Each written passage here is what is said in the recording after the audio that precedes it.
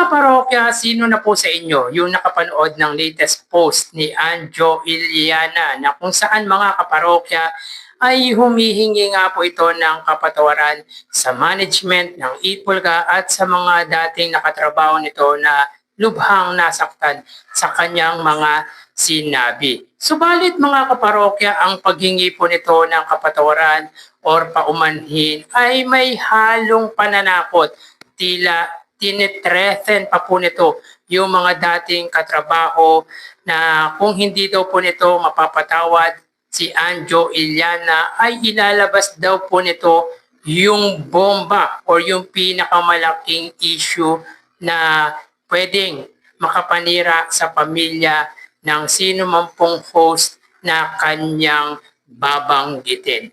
So yun nga po mga kaparokya ang ating pag-uusapan ngayong araw po. Pero bago yan, magpapakilala po muna ako sa inyo. Ako nga po pala si Mervin, the man behind Kaparokya TV. So yun nga po mga kaparokya, sa latest post na napanood po natin kay Anjo Iliana ay magkahalo po ang aking naramdaman. Unang-una ay yung nakakatawa si Anjo Iliana. Ito yung tipong tumatanda ng paurong. Yung tipong walang pinagkatandaan mga kaparokya. At isa din po dyan mga kaparokya, yung awa. Naawa ko kay Anjo Iliana mga kaparokya sapagkat tila wala na po ito sa kanyang katinoan. He is out of his mind mga kaparokya. Bakit kanyo? Dahil para sa akin, ang matinong tao ay hindi magagawa ito lalo na sa mga dati nitong nakatrabaho na instead na i-keep or itago ninyo yung pinag-usapan or yung pinagkwentuhan ninyo since naging magkaibigan naman po kayo at pinagkatiwalaan nyo naman yung isa't isa ay itatago ninyo yung mga pinag-usapan ninyo. Subalit mga kaparokya, iba ang isang Anjo Iliana sapagkat tila naging marites po si Anjo Iliana at parang nawalan na po sa ulirat sapagkat napaka-irrelevant na nga po nung mga pinagsasabi nito. Alam nyo mga kaparokya, may motibo ang ginagawang ito ni Anjo Iliana. Kumbaga mga kaparokya, dumidikit siya sa pangalan ng Tito Vic and Joey nang sa gayon ay mapag-usapan. So yun nga po mga kaparokya, may ipapanood ako sa inyong video na kung saan mga kaparokya ay humihingi nga po ito ng kapatawaran sa legendary trio. At kung hindi daw po nito mapapatawad si Anjo Iliana, ay sasabihin po nito yung tinatawag nitong bomba against sa mga dating host na tila immoral daw po ang ginagawa. So pakinggan po natin to mga kaparokya.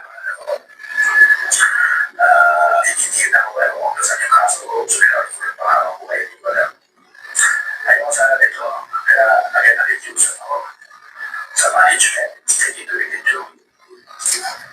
Pwede mag-is na tayo, mag-ayos na tayo.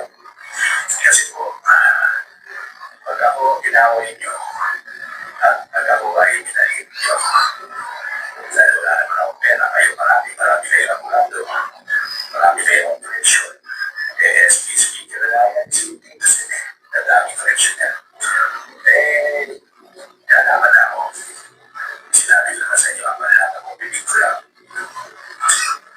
Kaya nakikiusap ako, kaya dumating sa mundo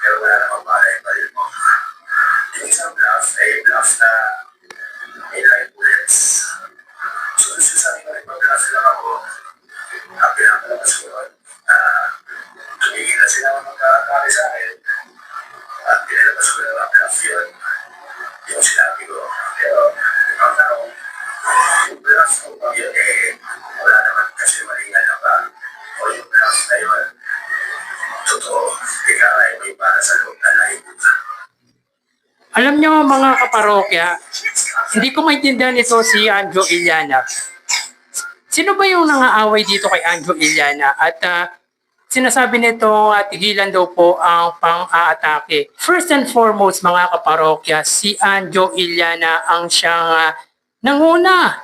Actually mga kaparokya, hindi naman nga po siya inaaway at hindi naman nga po siya pinapansin ng iconic trio, particular ni Tito Soto. Actually kay Tito Soto nagmula ang issue na ito sapagkat akala nito mga kaparokya ay yung mga trolls na tumitira kay Anjo Iliana sa live nito sa TikTok ay pakawala daw po ni Tito Soto. Hindi po nito alam mga kaparokya na ang mga vlogger ng Eat Bulaga before ay siyang vlogger naman po ni Pangulong Bongbong Marcos. Siyempre mga kaparokya, ipagtatanggol ng mga ito yung sinusuportahan nilang si Pangulong Bongbong Marcos. So yun nga po mga kaparokya, kung mayroon man po siyang bomba na mailalabas, ilabas niya. Kumbaga mga kaparokya, takutan? Tinatakot niya ang management ng Eat Bulaga, tinatakot niya ang Tito Vic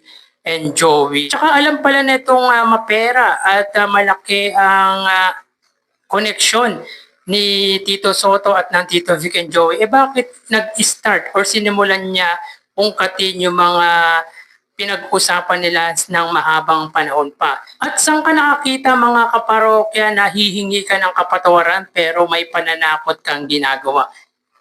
Yun yung tipong hindi sincero yung paghingi mo ng pagpapatawad. Kung talagang humingi ka ng kapatawaran, sana bukal sa puso at taos puso ang iyong paghingi ng kapatawaran.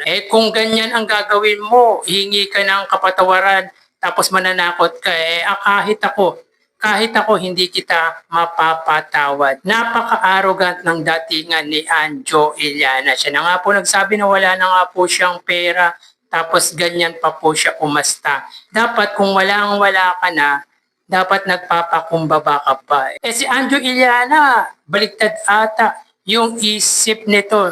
Sapagkat imbis na humingi ng kapatawaran, yung bukal sa puso, yung tao sa puso ang kapatawaran, ay nananakot pa na ilalabas daw yung bomba na meron daw siya against sa management ng Eat Bulaga na kesyo immoral daw po ang pinagagawa. Alam niyo mga kaparokya, para sa akin, on my own opinion, regardless kung totoo man po ang sinabi ni Anjo Iliana, sino pa ang maniniwala kay Anjo Iliana kung pabago-bago ito ng statement? At kung pas na po yan, para sa akin irrelevant na yan.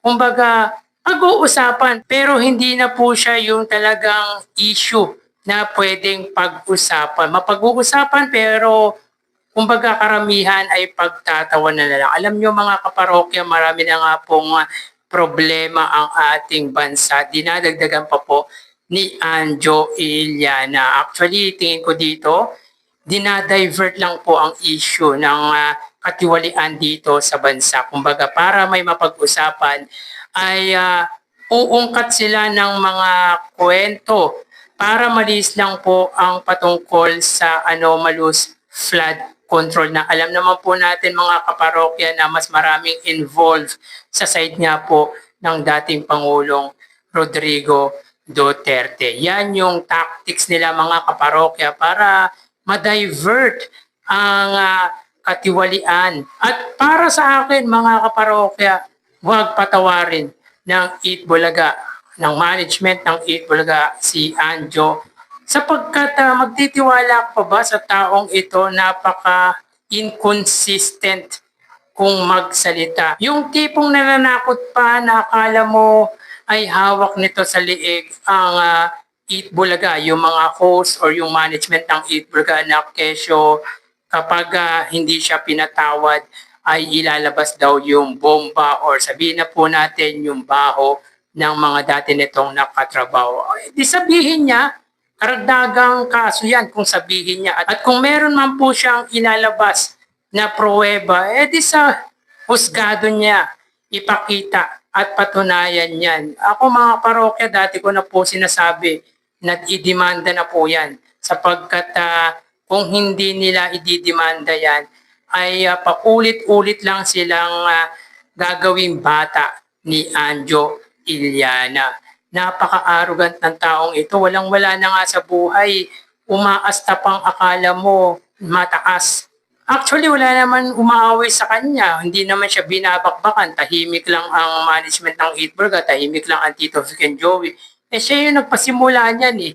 Kumbaga mga kaparokya, gusto lang talaga nitong maging relevant kasi laos na ang taong ito. Wala nang pumapansin kaya nagpapapansin. Ako mga kaparokya, personally ay ituloy ng Eatburger nasampahan ng kaso ang taong ito. Huwag na nilang isipin na dati nilang nakatrabaho or nakasama ito kasi hindi na po ito mapagkakatiwalaan. Kumbaga mga kaparokya, yung credibility nito nawala na, unlike before na talagang pwede mong pagkatiwalaan dahil kasama ng Tito Vic and Joey sa Eatbulaga. Yan yung mahirap mga kaparokya kapag hindi mo na napakinabangan ang isang tao.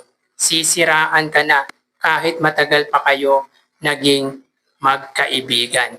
Yun ang sinayang mga kaparokya ni Anjo Iliana, yung pagkakaibigan, yung pinagsamahan nila ng mga dating host ng iconic trio. Alam nyo mga parokya kung sino-sino ang siniraan nito. Kumbaga kung ikaw nasa katinoan, hindi mo sasabihin yung mga dati ninyong pinag-usapan nung time na okay pa kayo dahil ako sa mga kaibigan ko, nagkikwento tayo sapagkat tiwala tayo dahil kaibigan natin yan. Kumbaga yung tinatawag na bro code, normal yun eh. Kaso si Anjo Iliana kakaiba ito eh. Kumbaga napakahirap na maging kaibigan ang isang Anjo Iliana. Kaya kayo mga kaparokya hanggat maaari kung kaya ninyong sarilinin yung problema ay sarilinin nyo na lang. At kung meron man kayong taong pwedeng talagang mapagkakatiwalaan, ay doon nyo na lang po sabihin yung problema na sa gayon ay mailabas ninyo. Hindi naman lahat ay tulad ni Anjo Iliana. Si Anjo Iliana lang mga kaparokya, yung kakaiba sa lahat. Artista pa naman ito mga kaparokya. Kaso nga lang mga parokya, bumaba ang tingin ko sa taong ito. Again mga parokya, para sa akin, ituloy dapat ng management ng Eatbulaga ang pagsampa ng kaso dito. Regardless mga kaparokya, kung ilabas nito yung sinasabi nitong bomba, ano, takutan? Pag ganyan mga kaparokya, ilabas niya kung talagang may pruweba siya. Nasa gayon mga parokya, ay dagdag kaso ito. Itong ginagawa ni Anjo Iliana sa paninira nito sa management ng Eatbulaga, sa Tito Vic and Joey, pagsisisihan nito sa hulihan. Magsisisihan mga kaparokya, yan yung nakikita ko. So kayo mga parokya, anong masasabi nyo patungkol po dito?